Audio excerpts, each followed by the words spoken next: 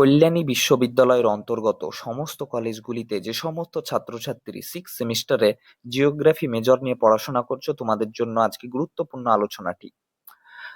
আজকের আলোচনাতে আমরা ইকোনমিক জিওগ্রাফি বা অর্থনৈতিক ভূগোল থেকে গুরুত্বপূর্ণ 10 মার্কের প্রশ্নগুলির সাজেশন সম্বন্ধে আলোচনা করব। এই প্রশ্নগুলি তোমরা খুব ভালো করে পড়ে যাও, কারণ এই প্রশ্নগুলি থেকেই তোমরা একটি 10 মার্কের প্রশ্ন কমন পেয়ে যাবে। তো তোমাদের মেজর 8 পেপারে দুটি ভাগ রয়েছে। ইউনিট 1 এ রয়েছে ইকোনমিক জিওগ্রাফি এবং ইউনিট 2 তে রয়েছে তোমাদের জিওগ্রাফি অফ ইন্ডিয়া। তো এটা হচ্ছে তোমাদের মেজর 8 পেপারের মধ্যে পড়ছে। এই মেজর 8 পেপার এবং 9 এ পড়ছে তোমাদের জিওগ্রাফিক্যাল থট। তো এখানে দুটি বিষয় বোঝার। এক নম্বর হচ্ছে মেজর 8 পেপার কিছুটা সহজ, কিন্তু প্রচুর পড়তে হবে, কারণ এখানে সিলেবাস প্রচুর বড়। আর জিওগ্রাফিক্যাল থট সিলেবাস তুলনামূলক কম মেজর 8 পেপারের থেকে, কিন্তু এখানে প্রশ্নগুলো খুব কঠিন আসে, এখানে অনেক বোঝার বিষয় রয়েছে। তো প্রথমে আমরা সহজগুলি থেকে শুরু করব। প্রথমে আমরা ইকোনমিক জিওগ্রাফি থেকে শুরু করব। ইকোনমিক জিওগ্রাফি মানে হচ্ছে অর্থনৈতিক ভূগোল। তো এই অর্থনৈতিক ভূগোল থেকে আমরা সাজেশনগুলি দেখব। এবং তোমাদের ইকোনমিক জিওগ্রাফিতে সিলেবাস কিন্তু বেশ বড় সড়ো রয়েছে। প্রথমেই রয়েছে তোমাদের কনসেপ্ট রয়েছে, তারপর অ্যাপ্রোচেস রয়েছে, ফান্ডামেন্টাল স্টেজ রয়েছে, এই বিষয়গুলি রয়েছে। তারপরে তোমাদের কিছুটা পলিটিক্যাল ইকোনমি রয়েছে। আবার তার সঙ্গে তোমাদের 4টি থিওরি রয়েছে। 4টি থিওরি খুব গুরুত্বপূর্ণ। এবং তারপরে রয়েছে আবার তোমাদের ফার্মিং ফার্মিং মানে প্রাথমিক অর্থনৈতিক কার্যকলাপ থেকে ফার্মিং রয়েছে দুটি, ইন্টেনসিভ এবং তোমাদের কমার্শিয়াল ফার্মিং। তারপরে রয়েছে কিছু ইন্ডাস্ট্রি সম্বন্ধে রয়েছে। ইন্ডাস্ট্রি সম্বন্ধে রয়েছে তোমাদের পেট্রোকেমিক্যাল ইন্ডাস্ট্রি এবং কটন টেক্সটাইল ইন্ডাস্ট্রি। আবার তার সঙ্গে তৃতীয় এবং চতুর্থ শ্রেণীর কার্যকলাপ হিসাবে অনেকগুলি বিষয় রয়েছে। আবার কিছু বৈদেশিক রয়েছে, সংস্থা রয়েছে, যেমন WTO, সার্ক, EU, এই বিষয়গুলো রয়েছে। তো সিলেবাস কিন্তু তোমাদের প্রচুর বড়। তো এখান থেকে তোমাদের আমি টোটাল 8টি 10 মার্কের প্রশ্ন রেখেছি। এই 8টি প্রশ্ন তোমরা পড়ে যাও, তাহলে তোমরা একটি 10 মার্কের প্রশ্ন পেয়ে যাবে। প্রত্যেকটা প্রশ্ন তোমরা ভালো করে দেখো এবং ভিডিওটি প্রথম থেকে শেষ পর্যন্ত দেখো, কারণ আমি প্রশ্নগুলো বুঝিয়ে দিব যে কিভাবে অ্যান্সার করতে হবে, না করতে হবে, ঘুরিয়ে কিভাবে আসতে পারে। তাই ভিডিওটি প্রথম থেকে শেষ পর্যন্ত দেখো, নাহলে তোমরা বুঝতে পারবে না ঠিকঠাক। এবং যারা সাবস্ক্রাইব করোনি অবশ্যই সাবস্ক্রাইব করে রেখো এরকম গুরুত্বপূর্ণ প্রশ্ন পাওয়ার জন্য। তো প্রথম প্রশ্ন হচ্ছে, right about the different approaches in economic geography. অর্থনৈতিক ভূগোলের বিভিন্ন অ্যাপ্রোচ বা দৃষ্টিভঙ্গিগুলি সম্বন্ধে আলোচনা করো। অর্থনৈতিক ভূগোলের অনেকগুলি দৃষ্টিভঙ্গি রয়েছে। তো এখান থেকে প্রশ্ন বিভিন্ন ভাবে আসে। যেমন আসতে পারে 5 মার্কের জন্য আসতে পারে যে একটা দৃষ্টিভঙ্গির সঙ্গে অন্য একটা দৃষ্টিভঙ্গির পার্থক্য দিয়ে দিল, এইভাবে আসতে পারে একটা। আবার আসতে পারে কি, যে কোনো দুটি অ্যাপ্রোচকে তোমাদের দিয়ে দিল মেনশন করে যে এই দুটি অ্যাপ্রোচ সম্বন্ধে আলোচনা করো, সেটা 5 মার্কের জন্য আসে। আবার 10 মার্কের জন্য টোটাল প্রশ্নটা আসে যে right about the different approaches in economic geography, অর্থাৎ অর্থনৈতিক ভূগোলের বিভিন্ন দৃষ্টিভঙ্গিগুলি আলোচনা করো। তাই প্রশ্নগুলো তোমাদের একটু মানে ডিটেইলডে পড়ে যেতে হবে, কারণ যে কোনো ভাবে প্রশ্ন আসতে পারে। পার্থক্য হিসাবেও আসতে পারে, 5 মার্কের হিসাবেও আসতে পারে, আবার 10 মার্কের হিসাবেও আসতে পারে। তো তাই এই প্রশ্নটা খুব গুরুত্বপূর্ণ প্রশ্ন। এবার আসছি 2 নম্বর প্রশ্ন। 2 নম্বর প্রশ্ন হচ্ছে, discuss about the agriculture location theory proposed by Von Thunen with criticism.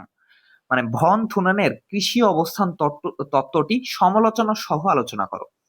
তো এই প্রশ্নটিও গুরুত্বপূর্ণ। এখান থেকে বিভিন্ন ভাবে প্রশ্ন আসে।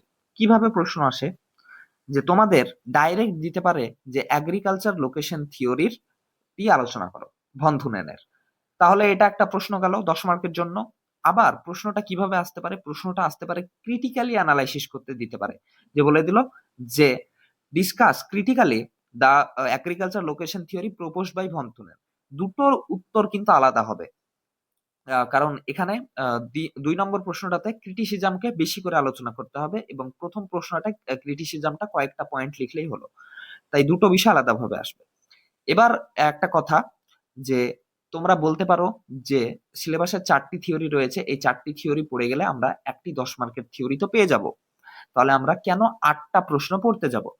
এখানে একটা বিষয়, যে ইউনিভার্সিটি কি করে এই ধরনের সহজ বিষয়গুলো, যে তোমাদের মনে আসতে পারে যে 4টে থিওরি পড়লে একটা পড়ে যাও, ইউনিভার্সিটি করবে কি, সে 4টে থিওরির মধ্যে একটা থিওরিকে দেখা যাচ্ছে 5 মার্কের মধ্যে ঢুকিয়ে দিল। তাহলে কি হলো, একটা 10 মার্ক তোমরা আর পাবে না। 4টে থিওরি পড়ে গেলে, অন্য প্রশ্ন পড়লে না, তাহলে কি হবে, একটা 10 মার্ক পড়বে না। এর সব থেকে ভালো উদাহরণ হচ্ছে তোমাদের ফিফথ সেমিস্টারের পরীক্ষা। ফিফথ সেমিস্টারের পরীক্ষাতে প্রায় সবাই নিশ্চিত ছিল যে ইয়ে থেকে কারেন্ট রয়েছে, যে সি কারেন্ট, ওশিয়ান কারেন্ট রয়েছে 3টি মহাসাগরের, ইন্ডিয়ান, প্যাসিফিক এবং আটলান্টিক, এই 3টির মধ্যে একটা পড়ে যাবে, তাহলে আমরা একটা 10 মার্ক লিখে চলে আসতে পারবো। কিন্তু দেখা গিয়েছে কি, যে ইন্ডিয়ান ওশিয়ানটাকে 5 মার্কের জন্য দিয়ে দিয়েছে, এবং 10 মার্কের প্রশ্নতে অন্যান্য প্রশ্নগুলো দিয়েছে।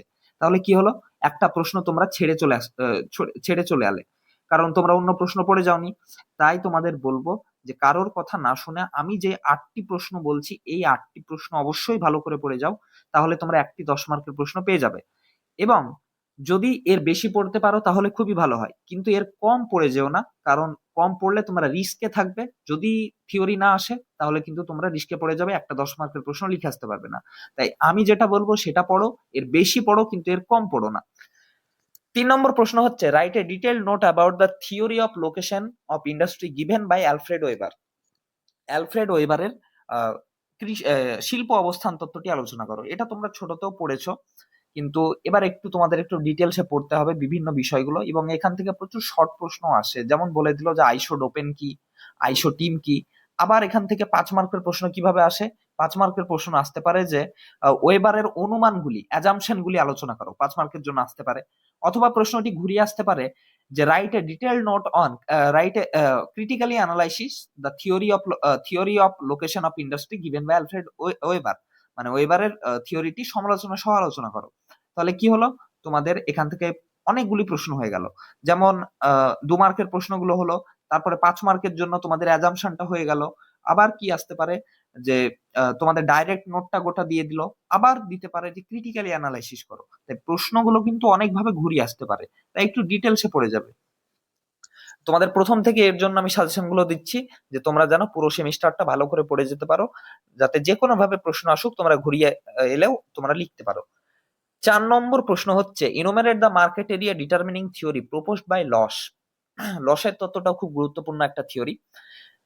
লস, তোমাদের দুটো মার্কেট এরিয়া ডিটারমিনিং থিওরি রয়েছে, একটা রয়েছে লসের এবং একটা রয়েছে প্যালেন্ডারের। তো প্যালেন্ডারের থিওরিটা তোমাদের আসার সম্ভাবনা কম, আসবে না বলছি না, কিন্তু আসার সম্ভাবনা কম, কারণ এটা একটা নতুন থিওরি।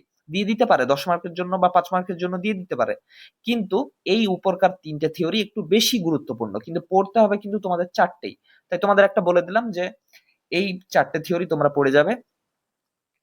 আবার এবার 5 নম্বর প্রশ্নটা, discuss the market area determining concept given by calendar, তো এই প্রশ্নটা পড়বে। এবার এই প্রশ্নগুলোও কিন্তু তোমাদের ঘুরিয়ে আসতে পারে, ক্রিটিক্যালি অ্যানালাইসিস করতে দিতে পারে। যদি তোমরা ক্রিটিসিজম এলো আর লিখে এলে তোমরা গোটা নোটটা, তাহলে কিন্তু তোমরা ঠিক নাম্বার পাবে না, কারণ তোমাদেরকে ক্রিটিক্যালি অ্যানালাইসিস করতে বলা হয়েছে, এবং গোটা নোটটা লিখে এলে তোমাদের অ্যান্সারটা ঠিকঠাক হয় না। তাই তোমরা দুই ভাবেই পড়ে যাবে। 6 নম্বর প্রশ্ন হচ্ছে, discuss about the characteristics of intensive subsistence farming and commercial grain farming. Intensive subsistence farming মানে হচ্ছে নিবিড় জীবিকা সত্তা ভিত্তিক কৃষি ব্যবস্থা, এবং কমার্শিয়াল গ্রেন ফার্মিং মানে হচ্ছে বাণিজ্যিক কৃষি ব্যবস্থা। তো এই দুটি কৃষি ব্যবস্থা তোমাদের একসঙ্গে রাখার কারণ হচ্ছে, এই দুটি কৃষি ব্যবস্থা তোমাদের পার্থক্য আসে, 10 মার্কের জন্য পার্থক্য আসে, 5-এর জন্য পার্থক্য আসতে পারে। আবার এখান থেকে ঘুরিয়ে প্রশ্ন কি আসতে পারে, বলে দিল যে ইন্টেনসিভ সাবসিস্টেন্স ফার্মিং এর তোমরা আলোচনা করো, সুবিধা এবং অসুবিধাগুলি আলোচনা করো, এইভাবে প্রশ্নটা আসতে পারে। অথবা ক্যারেক্টারিস্টিক্সটা 10 মার্কের জন্য আসতে পারে, অথবা এই দুটির মধ্যে পার্থক্য আসতে পারে। তাই এটা একটা গুরুত্বপূর্ণ প্রশ্ন, এখান থেকে 2 মার্কের প্রশ্ন আসে। আবার তোমাদের একটু আলোচনা করতে দিতে পারে যে ইন্টেনসিভ সাবসিস্টেন্স ফার্মিং এবং কমার্শিয়াল গ্রেন ফার্মিং কোন কোন অঞ্চলে হয়, বা কোন কোন অঞ্চলে করা যায়। তো এইভাবে তোমাদের প্রশ্নগুলো ঘুরিয়ে আসতে পারে। যেমন ভারতের ক্ষেত্রে দেখা যায় নিবিড় জীবিকা সত্তাভিত্তিক কৃষি ব্যবস্থা, আবার আমেরিকার ক্ষেত্রে কি দেখা যায়, আমেরিকার ক্ষেত্রে, তারপর ইউরোপের ক্ষেত্রে দেখা যায় কি কমার্শিয়াল গ্রেন ফার্মিং বেশি হয়। কমার্শিয়াল গ্রেন ফার্মিং ওই অঞ্চলগুলোতে বেশি হওয়ার কারণ ওখানে মানুষ কম এবং জমি বেশি, তাই বাণিজ্যিক কৃষি বেশি হয়। আর আমাদের দেশে কি হয়, আমাদের দেশে মানুষ বেশি এবং জমি কম, তাই এখানে নিবিড় জীবিকা সত্তাভিত্তিক কৃষি ব্যবস্থা বেশি প্রচলিত রয়েছে। তো এই প্রশ্নটা পড়ে যাবে। 7 নম্বর প্রশ্ন হচ্ছে write a detailed note on cotton textile industries with its geographical distribution. বিষয়টা কি, যে বস্ত্র বয়ন শিল্প সম্বন্ধে আলোচনা করো এবং এর ভৌগোলিক বিস্তার সম্বন্ধে আলোচনা করো বা বিতরণ সম্বন্ধে আলোচনা করো। তো ভৌগোলিক বিতরণের মধ্যে অনেকগুলো দেশ রয়েছে, কিন্তু তোমরা আহ, মোটামুটি 4টি দেশ সম্বন্ধে পড়ে যাবে। একটি হচ্ছে ভারত, ভারত তো পড়তেই হবে। আর একটা হচ্ছে ইউএসএ বা ইউনাইটেড স্টেটস অফ আমেরিকা, এটা পড়তে হবে। আর পড়তে হবে কি, বাংলাদেশ পড়বে এবং তার সঙ্গে চায়না পড়বে। এই 4টি দেশ সম্বন্ধে তোমরা পড়ে যাবে। এবার দেখা গেল যে ইউএসএটা এলো, ইউএসএটা আলাদা করে আসতে পারে বা ভারত আলাদাভাবে আসতে পারে। আবার এই গোটা নোটটাই একসঙ্গে আসতে পারে, তখন তোমাদের ছোট ছোট করে লিখতে হবে বিষয়গুলো।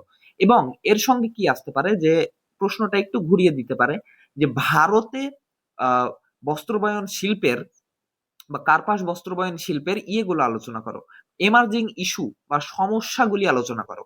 তাহলে এই প্রশ্নটা থেকে অনেকগুলো প্রশ্ন চলে এলো, তাই একটা প্রশ্ন পড়লে তোমরা অনেকগুলো প্রশ্ন পেয়ে গেলে। এটা 5-এও আসতে পারে, 10-এও আসতে পারে। হয়ে গেল।